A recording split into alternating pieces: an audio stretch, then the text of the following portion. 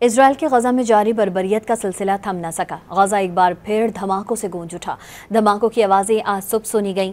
गजा में ताज़ा इजरायली हमलों में कम से कम 86 फ़लस्तीनी शहीद हो चुके हैं। इनमें 70 से ज़ायद अफराद वो भी शामिल हैं जो इमदाद हासिल करने की कोशिश करने में गोलियों की जद में आए। इजरायली फ़ौज का गजा के हमलों में 10 घंटे वक्फे का ऐलान धरा का धरा रह गया। मुख्तलिफ ममालिक चीख रहे हैं। इंसानी हुकूक की तंजीमें गजा की अबतर सूरत हाल पर शोर मचा रही हैं, लेकिन गजा में कत्लेआम जारी है। मुसलसल हमलों, बमबारी और इमदाद रोके जाने से गजा के हालात इंतहाई तशवीशनाक हो चुके हैं। गजा में इस वक्त कहत की सूरत हाल है।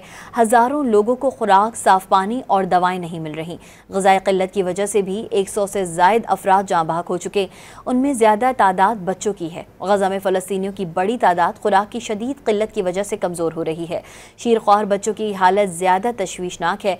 फ़लस्तीनी अपने मलबा बने घरों के करीब दोबारा से ज़िंदगी शुरू कर रहे हैं, लेकिन मुसलसल इजरायली हमलों के ख़तरे के साथ साथ भूख ने भी फ़लस्तीनियों की ज़िंदगी मुश्किल बना दी है।